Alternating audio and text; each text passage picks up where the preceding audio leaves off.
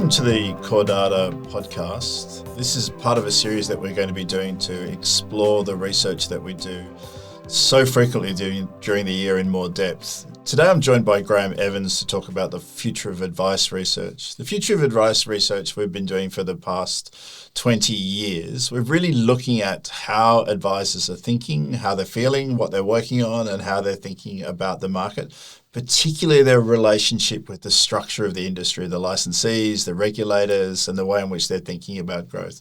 Grahame, thanks for joining me today. You actually did most of the work this year. It was quite a successful piece of research. You interviewed, I think, 16 licensees, and they've got 830 advisors to respond. What was the overwhelming feeling from advisors and licensees that you spoke to?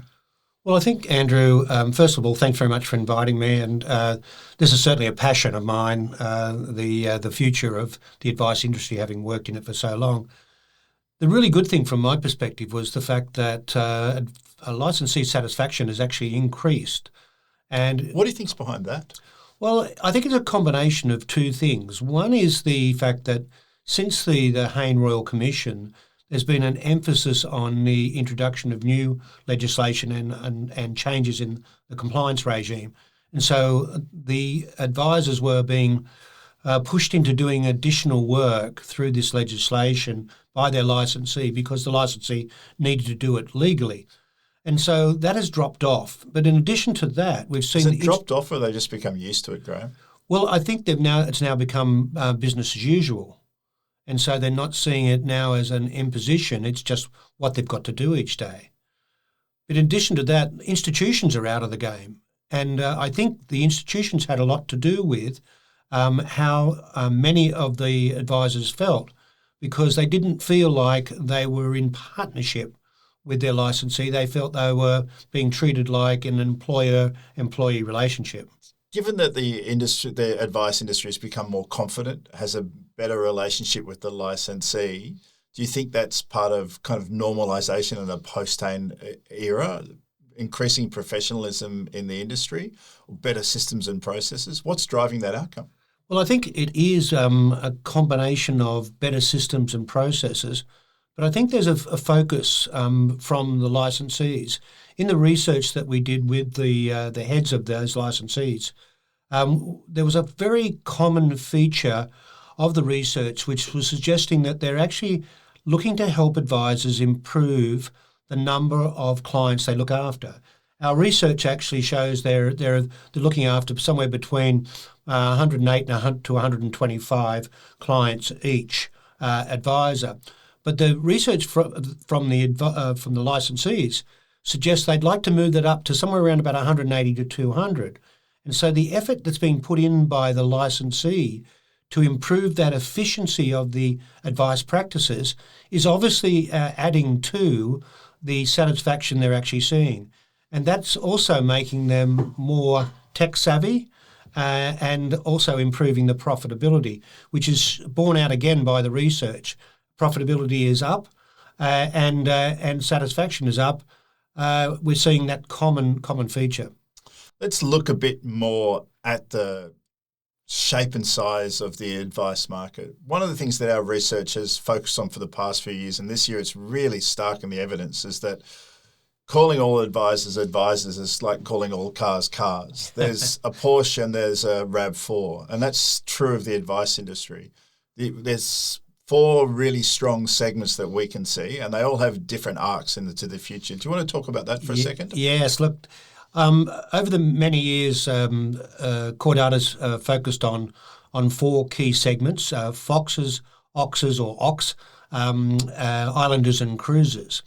And our investment in those 4 segments has matured. And this year was very, very evident as we've actually looked at them and actually then slightly changed the way that we look at them. So Foxes are more the smaller licensee, but they're the fast growing. They adopt technology and are doing well, but they're only a small segment of the market, around about 13%, 12 or 13%.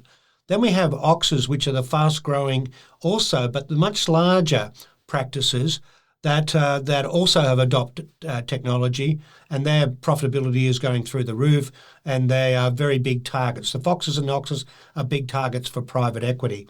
And so they're about 20%. So the old 80-20 rule, the Pareto principle, is applying in our industry, because the other two segments, the islanders and the cruisers, make up the other 80%. And islanders are probably the one that I would say interest me the most, because these are people who I often call them solo. They work by themselves. They probably have got a very small additional support staff, maybe one or two people. Some only have 3/4 of a person through a week, and they operate independently. I don't think that they actually have a future in the long term. The research is actually suggesting that the world is heading towards where the foxes and oxes are. The cruisers are a little bit different, because they're probably at the end of their lifespan. They've got a good client base. They probably work 3 days a week. They're out playing golf on the other couple of days, or doing other things such as enjoying some of their passions. But they're probably going to be swallowed up by the oxes and the foxes. Will they be, though? Because here's a kind of interesting part of this. I mean, the research that you've done shows that the foxes and oxes are investing heavily in technology and processes and making that effort. They're also being invested in by private equity and are very attractive to that because of the yield that they provide. The challenge with that, and as you know, in the UK, about 25% of the advice network is now owned by private equity. And that's likely to be 30% by this year, as private equity tries to get closer to the advice margin and further away from the manufacturing margin. When I was speaking to some of the people that are acquiring those firms, they are very interested in the foxes and oxes businesses. They're very willing to pay for it. They're very willing to invest more capital into those businesses to allow them to grow their processes. But when I spoke to them about the other businesses, they said, it's not worth it to us to invest in. There just isn't enough return from it. And then when I spoke to the big networks in Australia and said to them, are you interested in buying these businesses or attaching these businesses? They weren't that excited by taking them on board because of the amount of work they needed to do to normalise the systems and processes. That's a great point, Andrew. And there is a step between that process. The step between that process is the foxes and the oxes actually absorbing the client bases and actually being able to make them substantially more efficient.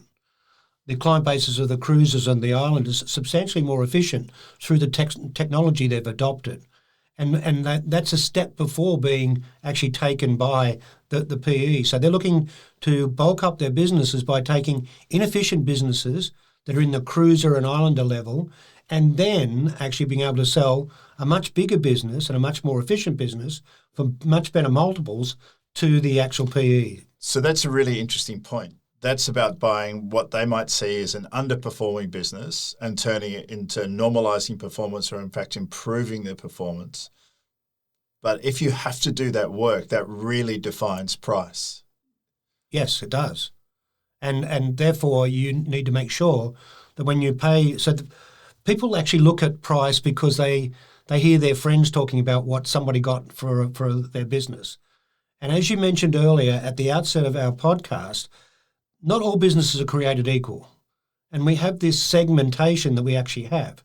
And I would pay a lot less for an islander or a cruiser than I would for a fox or an ox. But in some people's minds, they've got in their mind that I'm a cruiser, but my business should be paid for the same that you pay for an ox. And there is some challenges around that. And there's a little bit more work to be actually done in that area. One of the challenges that we face as an industry, and you know that CoreData is really pro-advice. We've got a lot of evidence about how advice changes the lives of people who use it. And we've got some more work coming out on that soon, which is really stunning. As 5 years of data, which shows that people have had advice for 5 years and how it changes their life. But the challenge is, we think that there is an advice gap in terms of the number of Australians retiring the next decade who need advice is about 1.7 million. Our ability to supply that service is really compressed by the number of people that we have providing advice. What's going to happen? Is advice going to rise in price? Is it going to be devalued in complexity? How are we going to solve that problem as an industry? Well, I think there's two issues here, Andrew. First of all, our research shows that on average, price increase is 15%, well above the CPI for fees in the last 12 months. So there's already an increase, and I expect you'll probably see some sort of similar increase in the next 12 months as well, because of the supply-demand gap that you've talked about. There are more people wanting and needing advice, particularly with baby boomers like people my age retiring. There is going to be that demand, and therefore the price will actually push up. But one of the benefits of getting private equity into Australia is that at the moment there's nobody with deep pockets to actually fund the growth of businesses. A lot of our major licensees and businesses, whilst some of them are listed, the ability to actually access capital is a problem. And remember, originally people like the banks and AMP, AXA, etc., were the training ground for new advisors. That's where they came from. At the moment, people in the big licensees are training people, but they can't train them at the rate that we need to satisfy that advice gap. So bringing private equity into the process, we think is actually going to help that. And you can see because they invest money on growth and being able to actually do that.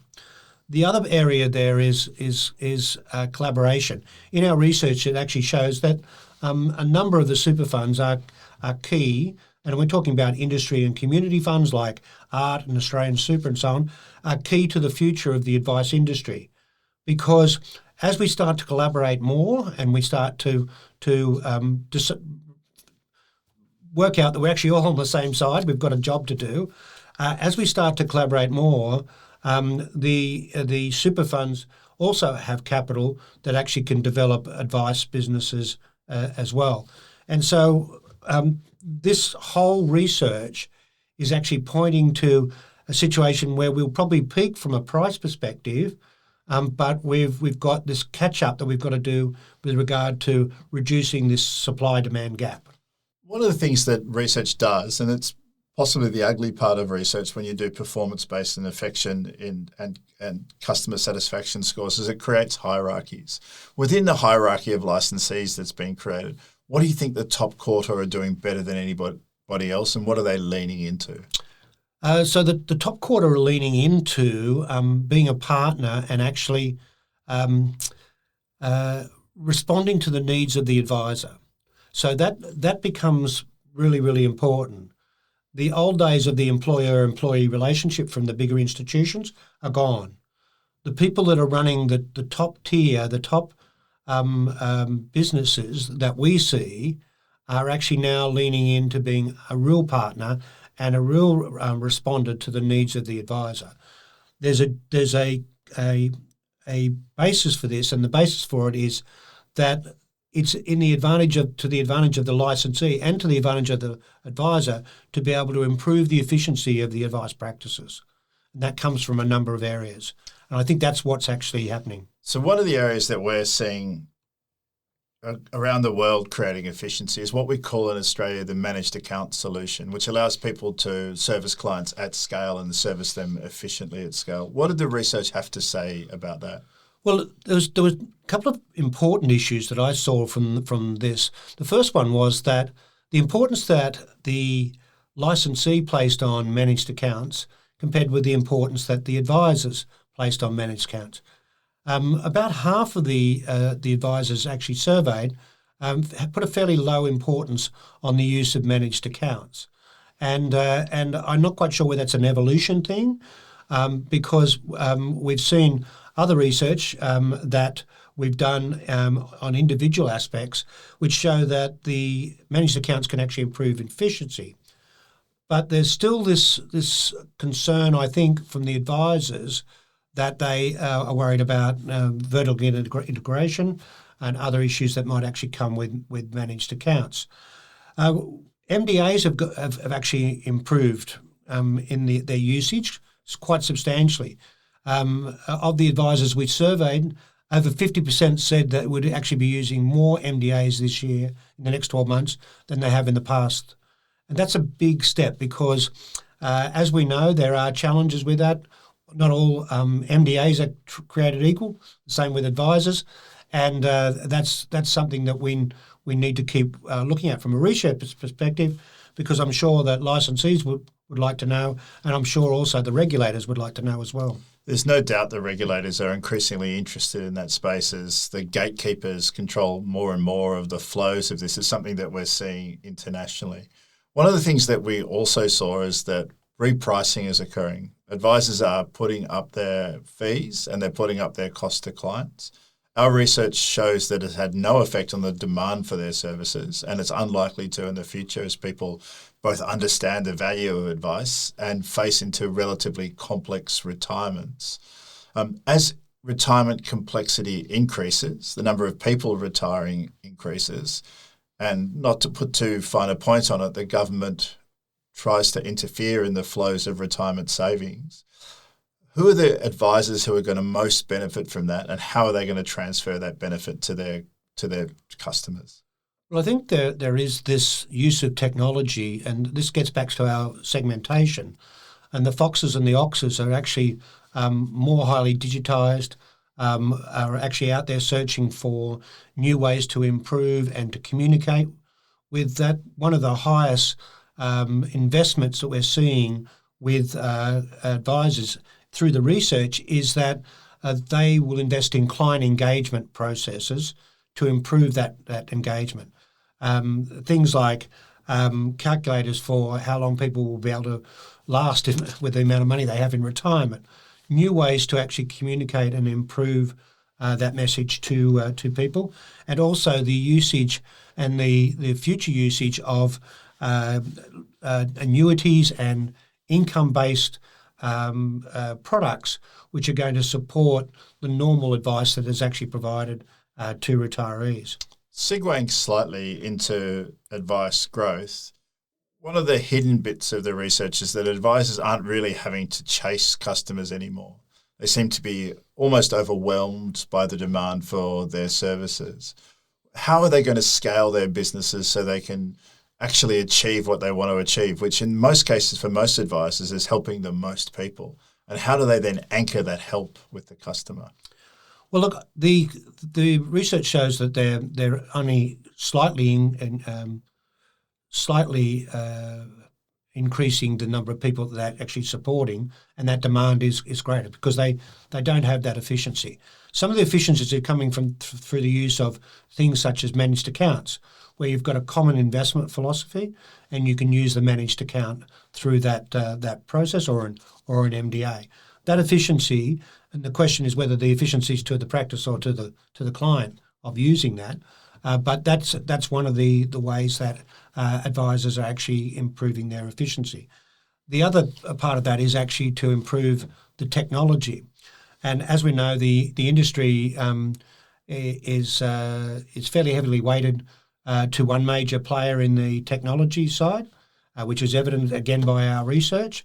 The research was relatively neutral on how they're actually doing, and more people are actually starting to look for other alternatives to improve that efficiency, such as improvement in risk profiling, improvement in managing things through AI, particularly meeting notes, and the way that they actually manage files.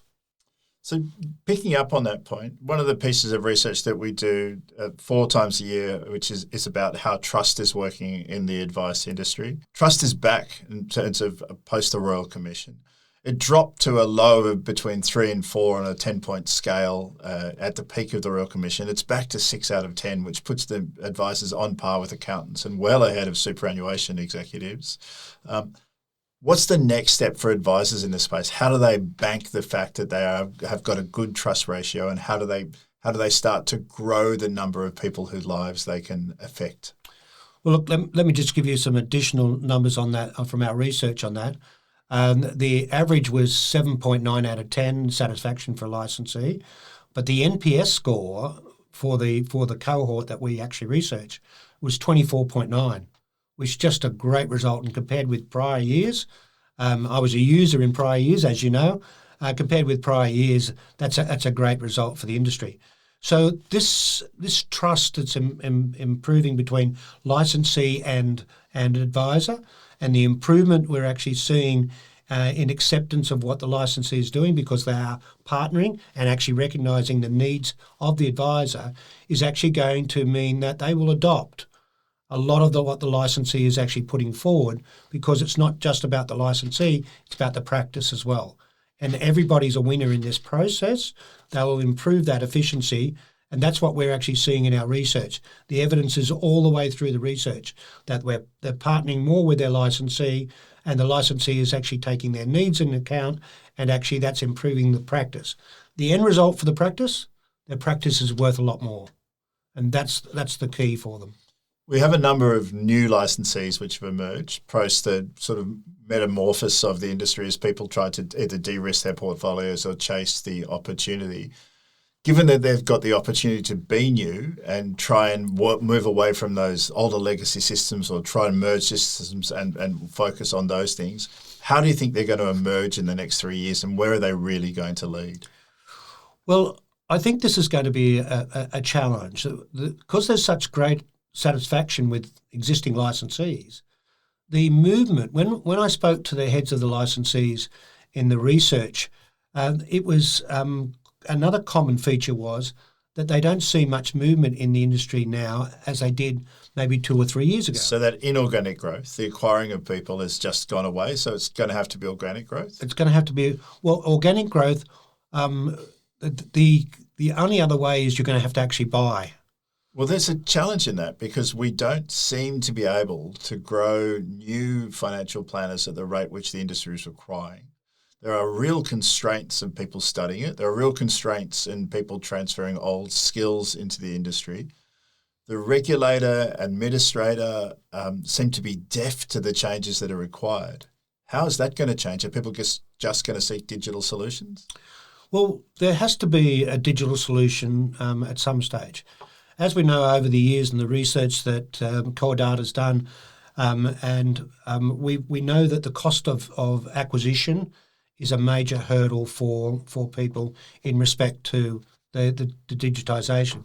But as we move through the baby boomer environment, and we're also seeing now the Gen Xers, who are getting quite old, and the Ys, the Zs, the Echoes, the Millennials, all of these different situations, there's more need for a digital solution than ever before. But it hasn't worked anywhere. Why would it work here? I mean, the best in the world are the ones in America which are telephone assisted. Why would it work here suddenly in a way which hasn't worked anywhere else? Well, I think the mindset of how it actually people would actually look at it probably needs to change. And now, whilst there was a number of questions and data points regarding this in the research, we didn't specifically ask this question. But the point of how we do things needs to actually be there. Digitisation needs to be a point of incubation for new clients for full advice. But it needs to be in a situation where people can actually make decisions about when they need to speak to a full advisor or not. That requires investment from private equity, because we're not going to get it from the institutions anymore, and we need to have that investment. That's one of the biggest problems within this industry is capital. So one of the other challenges which is emerging in the industry is that there's a couple of fast-growing segments of wealthy Australians. One of the fastest-growing segments of wealthy Australians is the female segment. And there's kind of 3 reasons for that. Now, our research shows this really clearly. One is about death. Males die younger. Second is about divorce. When people inherit money, they need to challenge it. They need to manage it and are challenged by the way they're doing that. And the third way is that young professional females are earning more and are outperforming on that scale, which is just part of the way in which the world works. And I have no strong view about that. But the reality is that they take advice differently, they think about advice differently, and they need different skills from their advisor. They are much more likely to be an evidence-based decision maker. In a business which has relied really heavily on relationship and the passing of trust in the past, how is it going to help those people make evidence-based decisions about their future? Well, I think that comes down to, and I've got 3 daughters, all in that sort of issue that they have these days with where do they get that advice from, and how do they trust Surely it. they come to you, Grahame. Well, but they do for some of it, but I also feel that they need to actually talk to other people. And I look at them and they're in and out of advice. They don't have an ongoing long-term yearly arrangement with an advisor, which most clients do who have got money. They're actually in a situation where they come in and come out of advice. Advisors need to actually adjust their process to be able to incubate those people, because the baby boomers, the wave they're on at the moment, will not continue forever and ever. So this is a really interesting point. So dealing with people who make decisions differently, much more less about relationship, much more about evidence, is something that we need to talk about really honestly. Our trust research shows that on the big drivers of trust, competence, benevolence, predictability, and reliability, competence is the most powerful driver of trust passing. And for women, that's even more true because they get lied to a lot. How do we be better at leaving those clues about competence in the industry? Well, I think that's the do what you say you're going to do is always the best way from that perspective. So organisations do need to actually focus their tools and support to be able to make sure that competence is actually evident to the people that they're actually working with. So let's drill into that for a second. So at a macro level, while trust is returning, I think the industry still has a problem with authenticity, and we can reference First Guardian and Venture Egg in that case, and I'll come back to those in a second. At an individual level, it doesn't have a problem with authenticity because people really trust their advisor a lot. What's the role of the regulator? What's the role of the industry bodies to start to change that conversation about authenticity in the market? Well, that's a big one. The issue is that bad news sells newspapers or media, any which way you want to actually look at it, and so all the good work that's actually being done is overshadowed by one or two things, such as Shield, as an example. And so from the regulator's perspective, there does need to be, I think, a real good understanding of selling the good news as well as the bad news. Now, it's not necessarily their responsibility, but I think it is their responsibility because their job is not just to be a police person. It's there to actually be for the efficient running of that and to ensure people get good quality advice. Now, the worst thing to do is actually make things look like everybody is a shonk, and therefore people shy away from it. And then they get no advice and then they act on their own decisions, which is the worst thing. Well, the data is very clear about that. But let's explore Shield and Venture Egg for a second. There's no regulation in the world that will stop people with bad intentions. But do you think there are evidence points about those businesses which may have bad intentions or may be trying to do the wrong thing? I mean, you and I have been in this industry a long time and have seen so many, and we've tried to work with industry associations and regulators and pointing out this bad behaviour. And between us, we often talk about, well, these people have got some issues and they're growing faster than system. That can't be just us that's seeing that. No, it can't be. And look, the question gets down to, Andrew, is where do you manage the risk from the perspective of an advisor? So quite often, if you see businesses that are run, smaller businesses that are run quite independently and don't want anything to do with their licensee and don't want anything to do with anybody else, that's a red flag to me. But people have been able to licensee shop in the past and there has been no follow-up. One of the complaints that I hear from licensees, and I know that you've done this in the past where you've exited people for poor behaviour, you've seen them Phoenix and turn up somewhere else and no one's spoken to you about why they've left you. Well, there are requirements in play these days to do so. But even so, I've had people ring me about different things when I was running a licensee, and next thing you know, I've told them the whole story and they've still put them on. And we've reported these people to the police. So I think as an industry, we need to make sure that we're still doing the right thing. But in addition to that, if I look at giving, I think women are naturally more suspicious, and that's why I use the expression, and it's not meant to be politically incorrect, but don't tell me you love me, show me.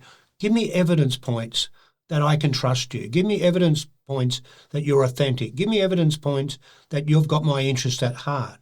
And I think we need to actually consider that not only from an overall industry perspective, but particularly for women who, as you say, are in many cases are learning a lot more about the investment side. There's two ways to do that, Graham. We've chosen a compensation scheme of last resort, which kind of punishes everybody equally or unequally because the good guys get to pay for the bad things that people do. The other way to do that is to consider what's called a capital kill. If you want to become an advisor, you have to have, let's call it a Sydney house at risk, a $2 million at risk. And so that the government or the regulator has the ability to call that back straight away. In many cases, that's not going to cover the costs of doing it. But do you think that would change the behaviour of people sort of embracing that behaviour? Good question, Andrew. I think that it might further reduce the number of advisors that we actually have. But I think if you're going to be a crook, you're going to be a crook. And you mentioned that earlier. It's just the... So we should simply see all those financial advisors who own Lamborghinis have to be on a special register? Is that what you're suggesting? No, I hope not. But I am suggesting that we need to actually be more considered with how we actually determine when a business may be at risk, whether it be a licensee or whether it be an advice practice. What are the key characteristics that we should actually look at and then focus on those businesses? Well, we've talked about that in the past, you and I, usually involving wine or scotch or something to ease the brain, have spoken about the simplest way is a thing called red flag reporting. Who's growing faster than system? Yep. Why are they growing faster than system? Are they cheaper? Are they faster? Do they have better marketing? And if that's not easy to explain, then something else is at work. That's very easy to do in the new world. Look, the focus for me should be actually with the auditor.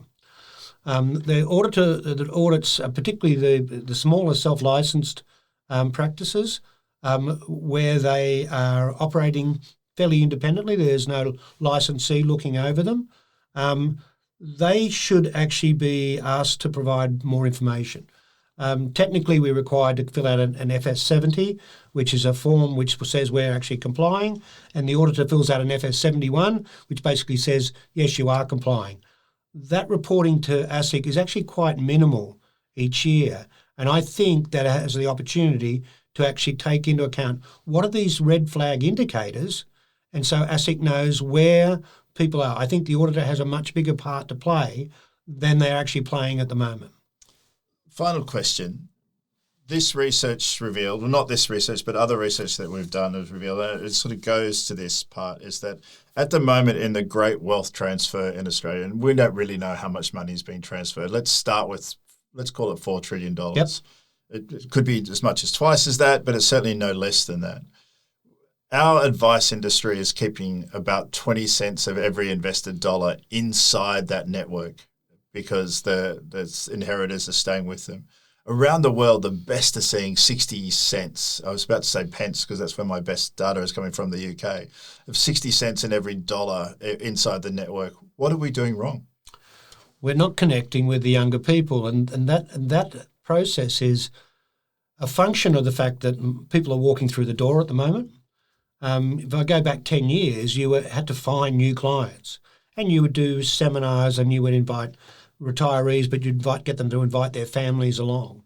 You need to build that relationship with the family. So at any time you have a seminar, you get the actual people that they're your clients to bring some of their family along. You need to build that relationship with them. They may not give you any money now, but one of the things they will do is if you've built that relationship and it's strong and they see that trust, authenticity we were talking about earlier, then they will continue with that afterwards. A great story I had with a friend of mine who his mother was going into care with dementia, unfortunately. They knew nothing about it. She's a multimillionaire. Her brother was a lawyer in one of the major firms and worked for one of the richest families in Australia, and her other brother was listed a very big marketing company, and to do that, they knew nothing about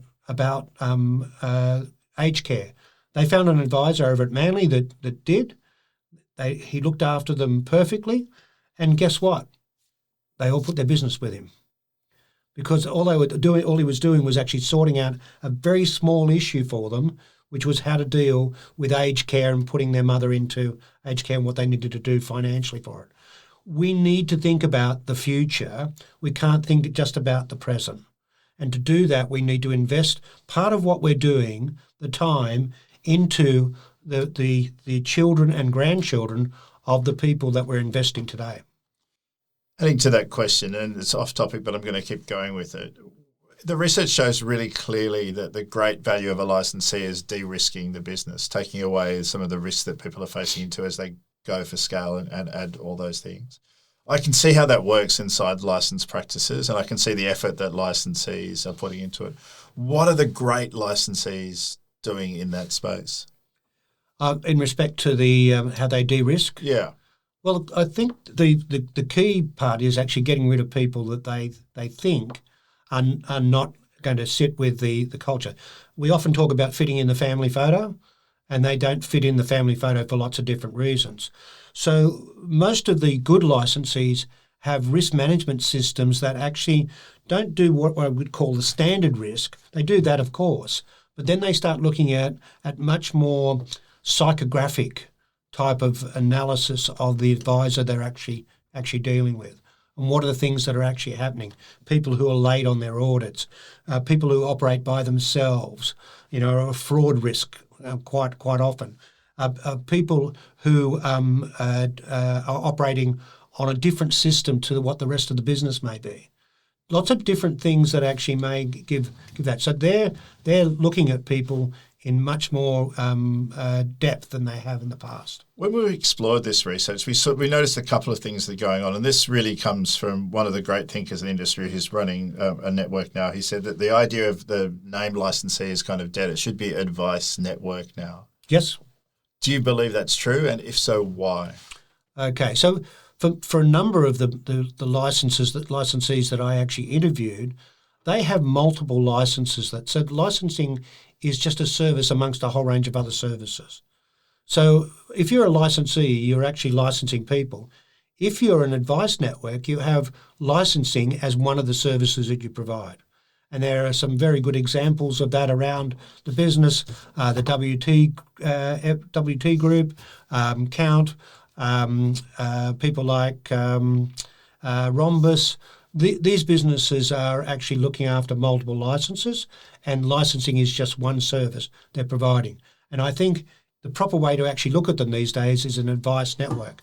It's actually partnering with the advisor, whether you're a self-licensed or a licensee, whether you want various service from them, whether it's strategic planning, whether it's some of the technology that's being provided, you can do so. InFocus is another good example of that as well. Fantastic. Grahame, thank you so very much for coming. Thank you for taking the time to listen to our podcast today. This is something we're going to do increasingly regularly as we start to think more deeply about what's going on in the industry. If you want to know more, just subscribe, join our panel of experts, or just send me an email at andrew@coredata.com.au. Thank you very much.